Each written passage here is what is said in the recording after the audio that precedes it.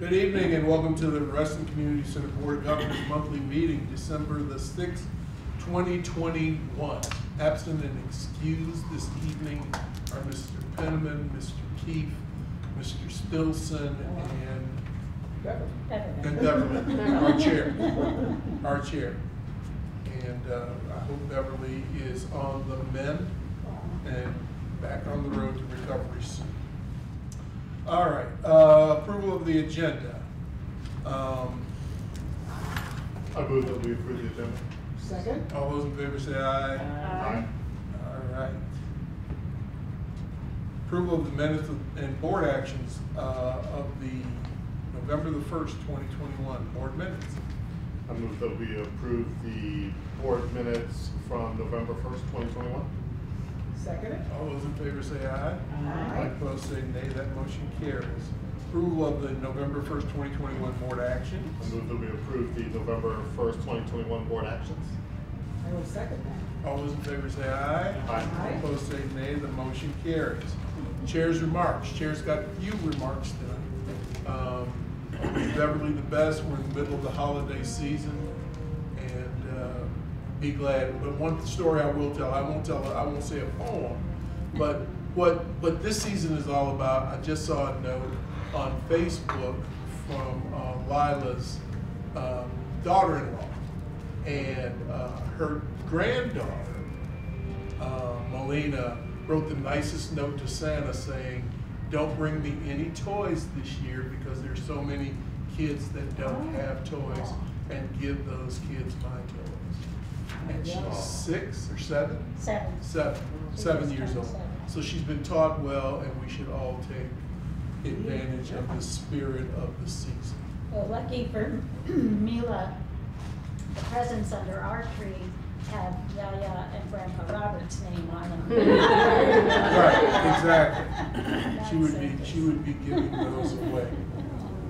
All right, introduction of visitors. We have no visitors this evening. We have no citizen input this evening. So we will move on to the committee reports. The preference poll committee report by Mr. Thomas. You have the write-up of the preference poll committee report in your packet in the committee report section.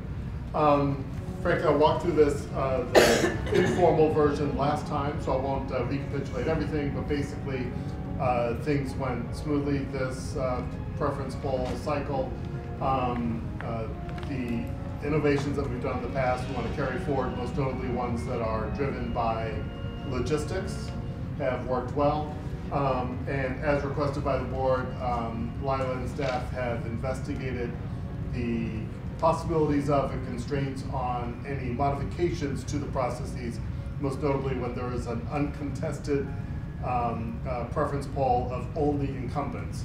So if we have 3 incumbents running, what do we modify? And frankly, when it comes to the actual sort of election process, there's very little flexibility because of according to the county's legal guidance, very little flexibility there, but we can say that we will skip, as we suggested last time, the orientation session, and we could also skip the forum. So we've got things that we could do, and we suggested doing that in the last meeting, but beyond that, there's very little that we can do about the election process itself. We did not have a quorum, but I still made that recommendation informally to the board at the previous board meeting. Any questions on the preference poll stuff as we wrap this up? Well, so it sounds like basically there will be no cost savings. Correct. There's an No, except that there's a little, if there is an uncontested incumbent slate, there are no costs associated with labor for the candidate forum and the orientation. Right. So it'll be a slight reduction. It's very minimal. Very Okay. minimal. But again, all driven by the requirements of the MOU. Marty, so that will wrap up the preference poll committee cycle. Any other discussion of the preference poll committee? Okay, would somebody like a motion to accept the report? We accept the report. Second. All those in favor say aye. Aye. Opposed say nay. That motion carries. November 13th, the Board Orientation Long Range Planning Committee, I'm the chair. We met with Supervisor Alcorn on the 13th. It was a good meeting. Walter went over a few things, but primarily the two big things that came out were the finances of the county. The finances of the county are in tremendously good shape. It looks like there will be some discussion tomorrow in the board meeting. Redistricting will be decided tomorrow by a vote, as well as a discussion around some new exemptions for seniors as far as their property taxes concerned. The county is flush with cash right now, and trying to determine because of COVID, all the COVID things. And so they've got an opportunity to make some significant investments going forward. So we talked about a lot of that. The small District 5 breakdown is still about 51–52% residential versus 47–48% for the business climate, or commercial real estate properties. But it looks really, really strong. Reston Town Center is just filling up like crazy, so we will continue to see increases in that. And I saw a note yesterday where the overall real estate, the residential real estate property value went up $1 billion in Fairfax County. Wow, countywide. In countywide, wow. And that equates to significant tax revenue coming in for next year. We also talked about Lake Ann and the project that the Guptas have going on. I'm sure Lila will touch on that when she goes over her report, as well as Walter congratulated us on our new strategic plan, and also went over the adoption of the countywide strategic plan. And that's the granular of it. I move that we approve the Board Orientation Long Range Planning Committee report. Second, is there a second? I second. All those in favor say aye. Aye. Any opposed say nay. That motion carries. All right. Board member input on what you've been doing. Start over with you. I attended the meeting, the Gupta meeting of Lake Ann, and the potential for getting a significant amount of dollars to help support the plaza and beautification of, which is much needed on the plaza. And I am waiting to hear the determination of what is going to happen there. I also attended the Gift from the Heart with my granddaughter who sold pot holders, and contributed all the money to Cornerstones. So I was very proud of her participation. So she was very proud to do it. Lisa? I can't top that. No. So, I can't. So, no. But I do. I took Gift of the Hearts. I'm actually for Russian Historic Trust, but there were a lot of people on the plaza for the first time in a long time. It was a great day. It was pretty packed. And I was told that we were told we had to move a little bit because people could not get into Calypso. I was laughing. People got into Calypso. That didn't stop. There were a lot of people that visited, so it was nice to see that. Someone actually told me, this is only the second time I've been to the plaza. Oh. So it was kind of nice. So it was good to see a lot of people there enjoying it, and really a lot of families. So I went to that, and I think I went to a meeting at Resident Historic Trust about the Gupta meeting, but I couldn't be there just for class reasons. We had a very nice new Santa. Yeah. Yeah. Yes. I don't want to divulge the identity of Santa, but somebody very near and dear to the RCC family. So Kids loved it. It's just there's nice. a very strong resemblance to Kevin Van. I think it's just a weird coincidence. Yeah. It was nice. So it was nice to see that. And I think that's all I did so far. And my husband was delighted to see that. Somebody else. Yeah, Santa used to look like Vern. Yeah. Right. Lori? How many years? You know, I attended the November 13 meeting with Supervisor Alcorn. I've got to say, I'm not going to go through the Dodd family travails, but we've been hermits at home, continuing. Almost all of us have gotten our boosters already, so I'm hoping that we'll get out and about again soon, but not much lately. Paul? Of course, you attended the board orientation meeting with Supervisor Alcorn. But frankly, in terms of RCC stuff, not a lot else for me personally. My daughter comes here a few times a week to coach swimming. So she's in here with the Western Swim Team Association Winter Swim. And so I get updates from her on everything in the natatorium and surrounding areas. And so that's been really good. The holiday parade, in which I was a roadie for the band. Which, by the way, as we turned the corner to get onto Market Street, the largest gust of wind came up, and it was like someone exploded a wind bomb, and like people's sheet music, including my daughter's, like the lyre just flew off. A kid with a sousaphone was like also big. And this kid is 6'4", 2 something. The whole sousaphone was being turned to the side. But once we got through that, the parade was great. The weather was not too cold. That all went smoothly, though it was certainly a smaller parade this year than before. I think it was maybe about 40 different people in line as opposed to 90 something. But the parade was very good. That's about it for now. There was a great story in the Connection that you can get online about the parade. Oh, yeah? Yeah, a very nice mention of Reston Community Center as a I'm key sorry, where was sponsor. the article? In the Connection. Connection. It was the cover of the Connection for this area, and a nice big double-page spread inside it. It was great. Lots of meetings. Lots and lots of meetings. Park Authority, Commission meetings. The Redistricting Task Force Commission now has been extended through March. Wow. Now And this is for the county.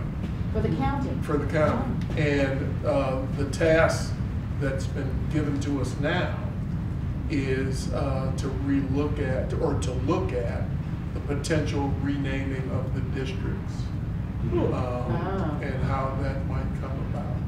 Oh, interesting. So I think that there's some interesting possibilities there, and most of the task force re-upped for the assignment. So there's 27 of us in all, and we will start our work pretty soon.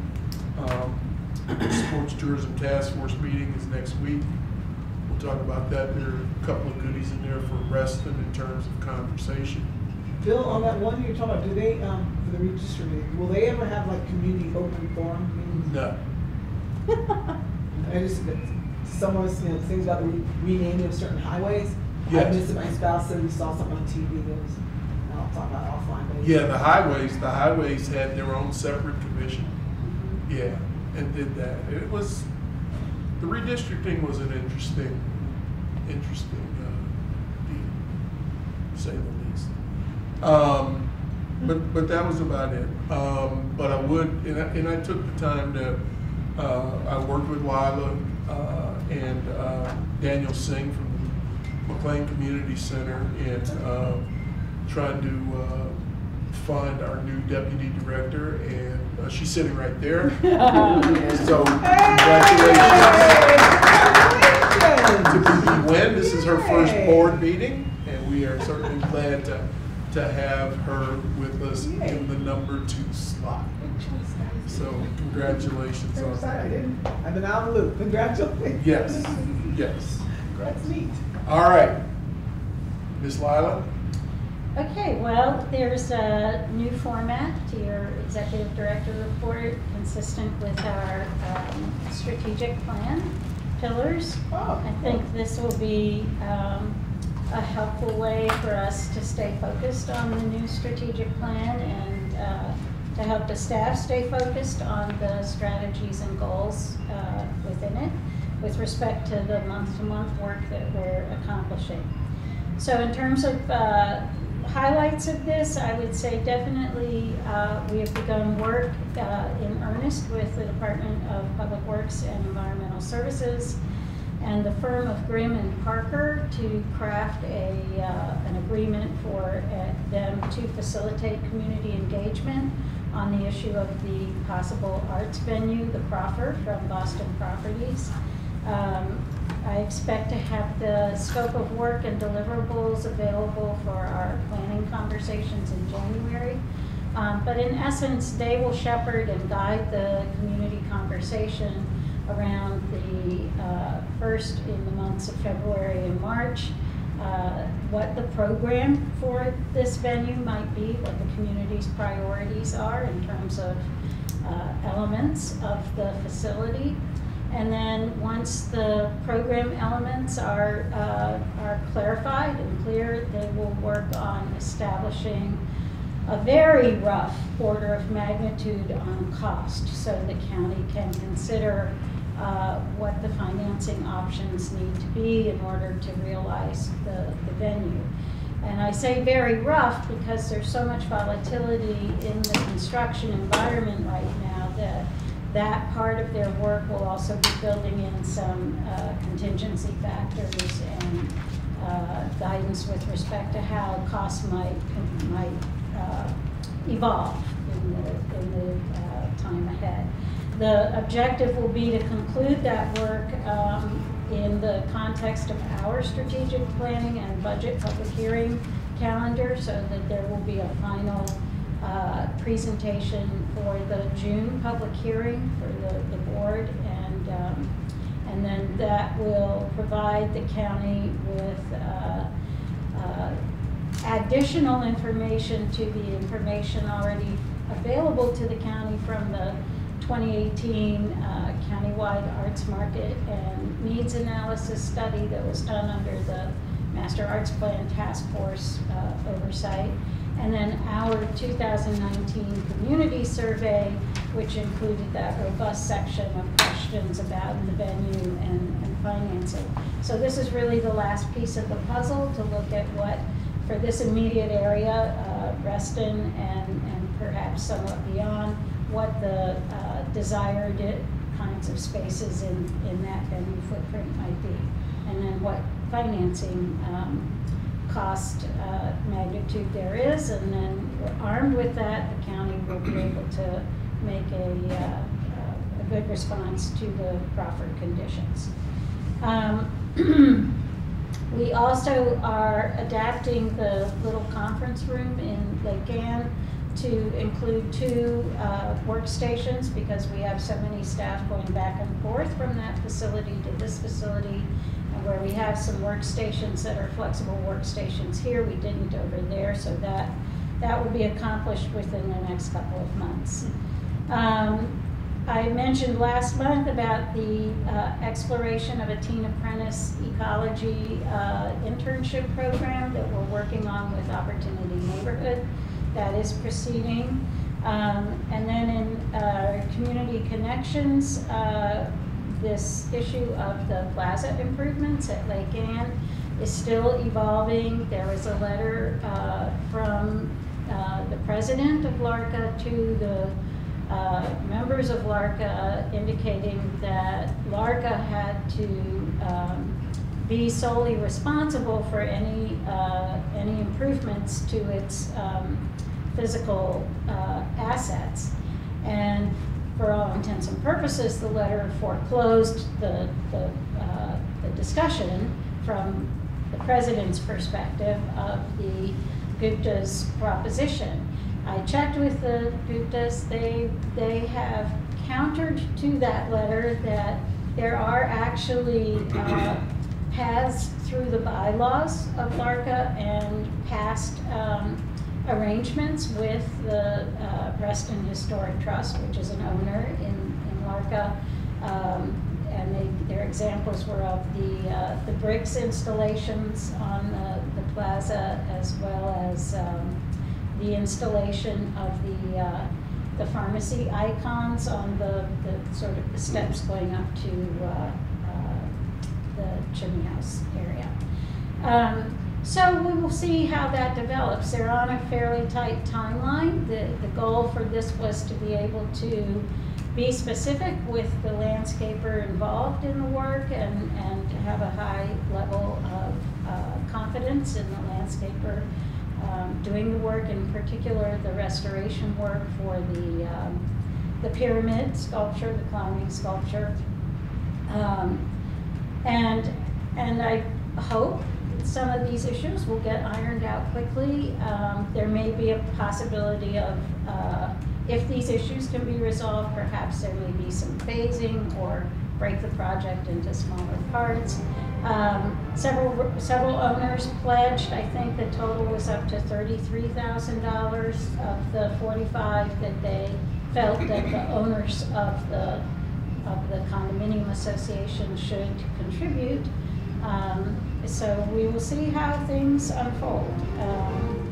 Yeah, I've explained to people who've inquired about this that we do many sponsorships of these kinds of efforts. This pyramid sculpture in particular sits right outside our front door and is used all summer long by our Lark summer campers, and so there's we have a vested interest in its rehabilitation and in the beautification of the environment around our facility, as well as a mission-driven desire to be a support for community efforts and initiatives like this, and to recycle the investment people have made in Small District 5 back into the community. So we will see how it evolves and whether we can achieve the outcome there that's hoped for, which is for Lake Ann Plaza to be even more attractive than it currently is.